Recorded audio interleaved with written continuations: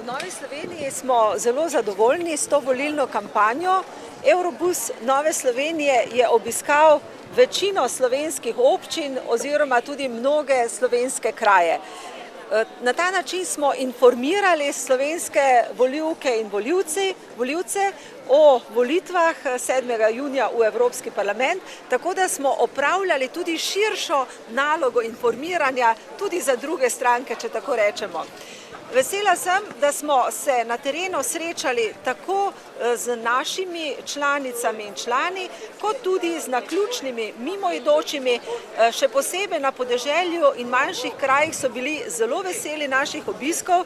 Mnogi so prvič v živo srečali nekoga, ki ga večkrat vidijo po televiziji in so tudi z veseljem nam pripovedovali o mnogih svojih problemih, veseljih, pričakovanjih.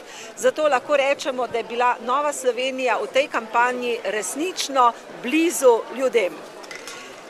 In še komentirala bi tudi dogajanje v zvezi z ministrom Golobičem. Lepo je, da je minister Golobič priznal svojo napako, torej mu je pol oproščeno. Druga polovica bo pa zagotovo oproščena takrat, ko bo spoznal, da mora kot minister zaradi te velike napake odstopiti. Še posebej, če spomnimo na njegovo izjavo, da želi se zato vrniti v politiko, da bi politiki vrnil novo dostojanstvo. S takšno potezo pa gotovo ni opravil te pomembne naloge. Zato pričakujemo njegov odstop kot ministra za visoko šolstvo in znanost. Sama sem zelo vesela, da smo današnji dan in jutrišnje dopoldne posvetili Ljubljani, da vsi skupaj ugotavljamo, da se Evropa dogaja tukaj in zdaj tudi v mojem mestu v Ljubljani, in ko se z Ljubljančani pogovarjam o odprtih stvareh. Zjutraj smo začeli z obiskom študentske organizacije v Ljubljani, nadaljevali pri obrtnikih na obrtni zbornici. Ko pa se srečujem z Ljubljančani, še vedno najbolj tarnamo nad urejanjem prometa, tudi to še kako spada v sklop evropskih vprašanj. Skupaj ugotavljamo, da politika župana in pa večine v mestnem svetu daleč od tega, da bi vodila v trajni razvoj, in sicer mestne vpadnice, potem garažne hiše znotraj centra ne pomenijo trajnega razvoja. Smo ujeti v promet, tako tisti, ki se giba, in tako v mirujoči promet. Sami vidimo veliko več izzivov in možnosti pri boljšem urejanju kolesarskih stez, pri urejanju garažnih hiš na obrobju centra, in le tako bi lahko govorili, da nam je za trajnostni razvoj in tudi za čistejšo Ljubljano. In kot poslanci v Evropskem parlamentu bomo skrbeli tudi za to, za povezavo z možnostjo pridobivanja evropskih sredstev. Po potovanju po Sloveniji smo jasno videli, da se volivci zavedajo, da je v Evropski uniji predvsem krščansko-ljudska usmeritev tista, ki ima odločilno besedo, in da je za Slovenijo pametno izbirati take predstavnike, ki to usmeritev zastopajo. To pa vsekakor Nova Slovenija v prvi vrsti je.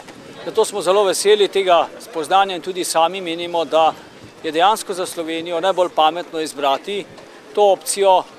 Poleg tega pa ima naša lista zagotovo tudi največ izkušenj na področju Evropske unije, in tudi to je eden od kriterijev, ki smo ga zaznali na poti, ki našim volivcem pomeni veliko.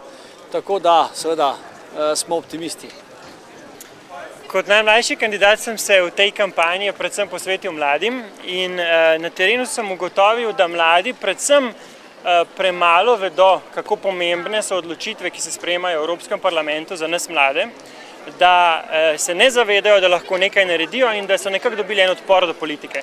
Mi smo poskušali to spremeniti, mi smo šli z inovativnim pristopom, tudi preko Facebooka, preko kratkih videov, kjer smo poskušali mladim razložiti, da so te stvari, da so te odločitve, ki se v Evropi sprejemajo, za vse nas pomembne. In računam, da se bodo mladi udeležili volitev v večji meri, tudi zaradi naših aktivnosti. Zato še enkrat povabim vse mlade, da pridejo na volitve, ker te odločitve, ki se sprejemajo tudi v Bruslju, bodo najdalj vplivale prav na nas. Zato jih pozivam še enkrat, da pridejo na volitve. Mogoče eno vprašanje, gospod Novak, dejali ste, da mora Gregor Golobič odstopiti oziroma da naj odstopi. To verjetno pomeni konec Zaresa oziroma tudi velike težave za vlado. Kaj vi vidite v prihodnosti v tej zadevi?